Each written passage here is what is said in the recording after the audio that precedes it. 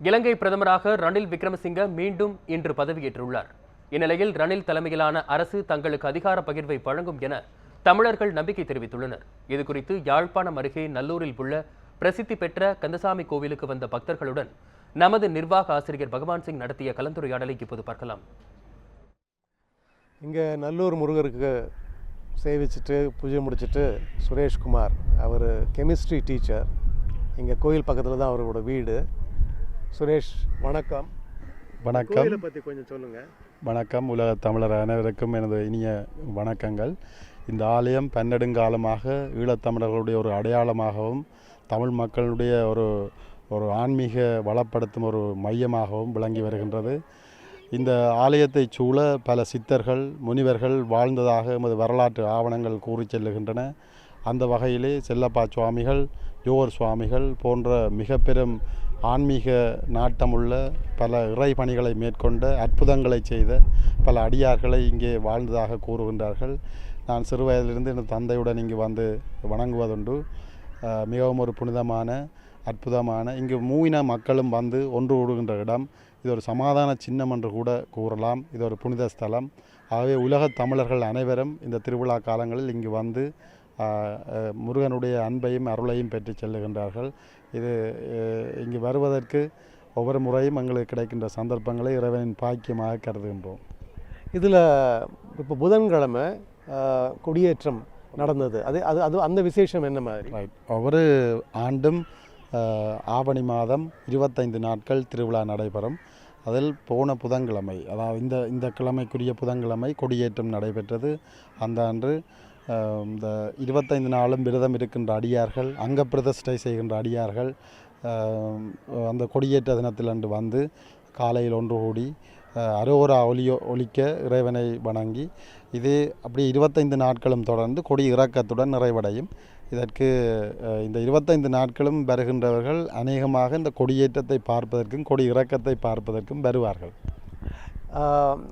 ஐயா, இதில் 30 ஆண்டுகள் இந்த போர் நடந்த போது இங்கே இராணுவ பிரச்சனைகள், போலீஸ் பிரச்சனைகள், அப்போல்லாம் இந்த கோயில் என்ன மாதிரி இருந்துச்சு? உண்மையை சொல்ல போனால் இங்கு இந்திய இராணுவம் வந்த காலத்திலிருந்து மக்களுக்கு ஒரு பாதுகாப்பு அளிக்கின்ற மிகப்பெரிய அரணாகத்தான் இந்த முருகன் இருந்திருக்கின்றார்.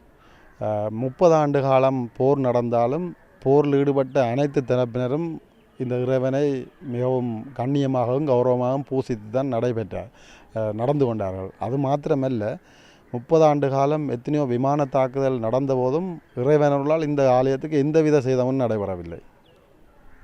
உங்கள் குடும்பத்திலேயோ இல்லை உங்கள் உறவினர்கள், நண்பர்கள் யுத்தத்தில் இழப்புகள் ஏதாவது நடந்திருக்கிறதா? நான் ஒரு பாடசாலை சிறுவனாக இருந்தபோது, அப்பொழுது நான் 8ஆம் ஆண்டு படித்து கொண்டிருந்தேன். 95ஆம் ஆண்டு நான் அவரை தான் சைக்கிளில் ஏற்றி கொண்டு போகிறேன். அப்போ சைக்கிளில் ஏற்றுறதுக்காக நான் எங்களோட வீட்டிலேருந்து வெளிக்கிட்டு போய் கொண்டு கேட்கல விமானம், அப்போ சூப்பர்சோனிக் விமானம்னு சொல்கிறது, அவர் உண்மையாக என்ன நோக்கி நடந்து வந்தவர். அந்த வீதியில் ஒரு 300 யார் தூரத்தில் அவர் குண்டாடிப்பட்டு அவர் இறந்துட்டார். எனக்கு இன்று வரைக்கும் அது ஒரு தாங்க முடியாத ஒரு சோகமாக எனது வாழ்வில் இருந்து வருகிறது. அது இந்த கண்ணால் கண்ட ஒரு சம்பவம். அவர் யார்? அவர் என்னுடைய நண்பன், பாடசாலை மாணவன் கிஷோக்குமார். நீங்கள் இயக்கங்களில் ஒன்றும் சேரலையா? உண்மையில் போராட்டம் என்றது அஹிம்சை வழி கடந்து பிற ஆயுத போராட்டம் எடுத்த பிறகு தமிழர்களுடைய உரிமை போராட்டம் என்ற வகையிலே ஒவ்வொருத்தரும் தங்களுக்குரிய பங்களிப்பை தங்களுக்கு சக்திக்கு உட்பட்ட வகையிலே வழங்கி வந்தார்கள். இது அப்பட்டமான உண்மை. அதாவது நான் பாடசாலை மாணவனாக இருந்தபோது பாடசாலைக்கு வருவார்கள் பங்கர் வெட்டுவதற்கு, இப்போ வேறு தேவைகளுக்கு வருவார்கள். அது ஒவ்வொரு பாடசாலை மாணவன். பல்கலைக்கழகத்தில் இருக்கும்போது எங்களுடைய உரிமைகளை உலகம் முழுக்க ஒழிக்கச்சதற்கு எங்களால் முடிந்த பங்களிப்பை சில ஆயுத போராட்டத்தில் நேரடியாக பங்கு பெற்றினார்கள்.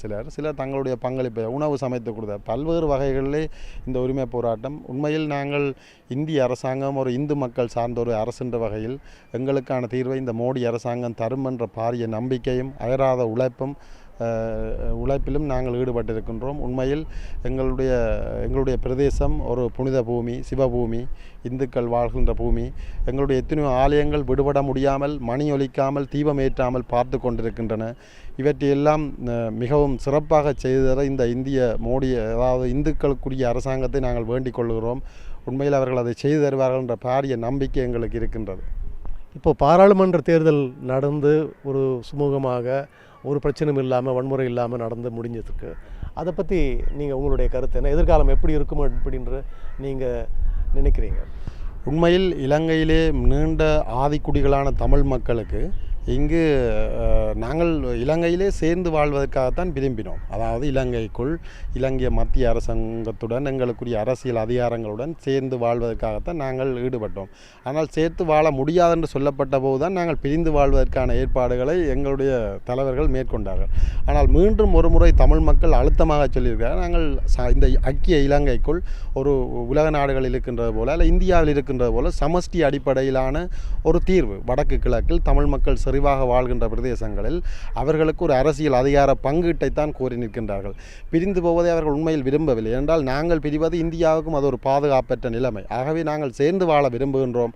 ஆனால் அரசியல் பங்கீடுகள், அதாவது அரசியல் அதிகாரங்களை பங்கீடு செய்வதனூடாக இந்த இலங்கையில் நாங்களும் சம பிரஜைகள் அல்லது இந்த இலங்கையில் நாங்களும் ஒரு அங்கத்தவர்கள் என்ற அதிகாரத்தை தர வேண்டும் என்பதற்காகத்தான் இன்றைக்கு நடந்த இந்த எலெக்ஷனில் மக்கள் 90% வாக்களித்தது. அதாவது இந்த முறை தமிழ் தேசிய கூட்டமைப்பு முன்வைத்த தேர்தல் விஞ்ஞாபனமானது நாங்கள் ஒரு சமஷ்டி அடிப்படையில் ஐக்கிய இலங்கைக்குள் ஒரு சரியான தீர்வு எதிர்பார்க்கின்றோம் என்பதுதான் அந்த அவர்கள் வைத்த தேர்தல் விஞ்ஞாபனம். அதுக்கு 90% அங்கீகாரத்தை இந்த தமிழ் மக்கள் வழங்கி ஏகோபித்த வாக்குகளை வழங்க அதிகப்படியான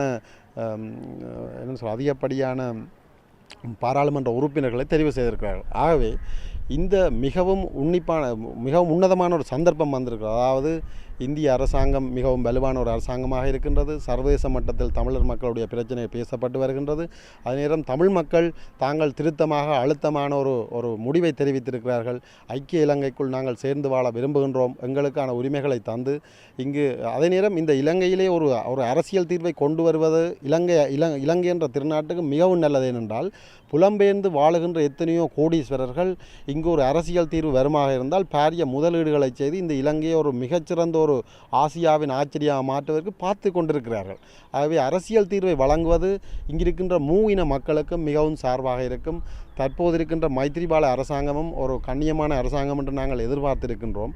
ஆகவே அவர்கள் அதை செய்வார்கள் என்று நம்பிக்கையோடு காத்திருக்கிறோம். சுரேஷ்குமார், உங்களுடைய தன்னம்பிக்கை எதிர்காலத்தை நோக்கி நீங்கள் இது இருக்கிற ஒரு நோக்கம் ரொம்ப ஒரு பாராட்டக்கூடிய ஒரு விஷயம். நீங்கள் உங்கள் பாடசாலையில் உங்கள் வகுப்புகளில் கெமிஸ்ட்ரி தவிர உங்களுடைய மாணவர்களுக்கு இது போல் ஒரு சேர்ந்து வாழற ஒரு பாலிசி இதை பற்றி நீங்கள் எடுத்து சொல்லுவீங்களா? நாங்கள் உண்மையில் கால பிரார்த்தனையில் எங்களுக்கு நற்சிந்தனைக்கான நேரம் பெறும். அதில் நாங்கள் உண்மையில் சொல்லுவோம், இலங்கை என்றது இலங்கை என்றது ஒரு முத்து என்றான்னு சொல்லுவோம். அதாவது கடலில் பார்த்தீங்கன்னு சொன்னால் ஒரு முத்து மாதிரி தான் இருக்குது. அது இந்த முத்தை நாங்கள் உடைக்கக்கூடாது. இந்த முத்தோடு நாங்கள் சேர்ந்து வாழணும். உண்மையில் இந்த இலங்கையிலே மூவின மக்களும் அதுவும் குறிப்பாக சிங்கள தமிழ் மக்கள் ஒரு புது வருடம் என்பது 2 பேருக்கும் பொதுவானது. அது நேரம் நாங்களும் அம்மான்னு சொல்கிறோம், அவையும் அம்மான்னு தான் சொல்லினோம். இலங்கையில் ஐக்கியமாக வாழ்ந்தார்கள் என்று இந்த அரசியல்வாதிகளும், அதாவது பௌத்த மதத்தை புத்த பகவானை பின்பற்றாத பௌத்தர்கள் என்று சொல்லிக்கொள்ளக்கூடிய மத தலைவர்களும் எடுத்த பகிரத பிரயத்தனமும் இன வன்முறைகளும் தான் இதுக்கு இட்டு சென்றன. ஆனால் இந்த ஆலயத்துக்கு இங்கு வருகின்ற சிங்கள மக்களும் சரி அனைவரும் ஆகவே நாங்கள் ஒற்றுமையாக வாழ வேண்டும், இந்த சமூகத்தில் இருக்க வேண்டும். நாங்கள் மற்றவர்களுக்கு நல்லவர்கள் என்றதை காட்டுவதன் ஊடாக அவர்கள் எங்களோடு சேர்ந்து வாழ தலைப்பட வேண்டும் என்ற அடிப்படை கோட்பாட்டை நான் அதிகம் வகுப்பறையிலே சொல்வதுண்டு. சிங்கள தலைவர்கள் நீங்கள் உங்களுடைய அந்த நல்லெண்ணத்தை பிரதிபலிக்கிற மாதிரி அவங்களுடைய செயல்பாடுகளும் எதிர்காலத்தில் அந்த மாதிரி அமையும் அப்படின்ற உங்களுக்கு நம்பிக்கை இருக்கா? நிச்சயமாக இருக்கிறால் 35-40 ஆண்டுகளாக அடைக்கப்பட்டிருந்த தமிழ் மக்களுடைய காணிகளில் 1000 ஏக்கர் ஒரு 2000 ஏக்கர் என்று கிட்டத்தட்ட விட்டிருக்கிறார்கள். அது 30 வருடம் அடைக்கப்பட்ட இடத்தை மைத்திரிபால அரசாங்கம் வந்து 100 நாட்களில் விடுவித்து எங்களுக்கு ஒரு நம்பிக்கையை கட்டி எழுப்பியிருக்கிறார். உண்மையிலே இன்றைக்கு நாங்கள் 26 ஆண்டு காலம் சிறையில் இருந்த நெல்சன் மண்டேலாவை கொண்டாடுகின்றோம். ஆனால் 30-35 ஆண்டுகளாக இன்னும் அரசியல் கைதிகள் சிறைகளிலே இருக்கின்றனர். அவர்கள் விடுவிக்கப்பட வேண்டும். அதே நேரம் அடைத்து வைத்திருக்கப்பட்ட மக்களுடைய காணிகள் விடுவிக்கப்பட வேண்டும். இது அடிப்படை வாழ்வாதார பிரச்சனைகள். இதை விடுவித்ததன் ஊடாகத்தான் சமாதானத்துக்கான ஆரம்பம். அது அல்ல சமாதானம். இதுகளெல்லாம் நாங்கள் எங்களுடைய உரிமைகளை கேட்க தொடங்கின பிறகு அவர்கள் கைப்பற்றிய விடயங்கள். இதுக்காக நாங்கள் பேச்சுவார்த்தை போகவில்லை. இதை விடுவிக்க வேண்டும். இதற்கு பின்னர் அரசியல் தீர்வு தொடர்பான சமாதானத்தை கட்டியெழுப்ப உண்மையான பேச்சுவார்த்தைகளை ஆரம்பிக்க வேண்டும். அரசியல் அமைப்பிலே மாற்றங்களை செய்ய வேண்டும். ஆரோக்கியமான சமூகத்தை கட்டியெழுப்ப வேண்டும் என்று எதிர்பார்க்கிறோம். நன்றி ஐயா, ரொம்ப சிறப்பாக பேசியிருந்தீங்க. ரொம்ப நன்றி. நன்றி. கெமிஸ்ட்ரி டீச்சர் ஆசிரியர் சுரேஷ்குமார் இவர் இப்போது சொன்ன இந்த ஒரு கான்ஃபிடெண்ட்டான ஒரு எதிர்காலத்தை, ஒரு நம்பிக்கை, எல்லாரும் சேர்ந்து வாழ முடியும் அப்படின்ற ஒரு நம்பிக்கை. நான் இந்த கடந்த ஒரு வாரம் இங்கே பல இடங்களில் பயணம் போயிருந்தேன். இந்த எலெக்ஷன் கவர் பண்ணும்போது சிங்கள மக்களோடையும் பேசியிருந்தேன். ஸோ இவங்களுடைய இந்த நம்பிக்கை, இந்த நல்லூர் முருகர் நிச்சயமாக பூர்த்தி செய்வார் என்ற நம்பிக்கையுடன் நியூஸ் 7 தமிழுக்காக பகவான் சிங்.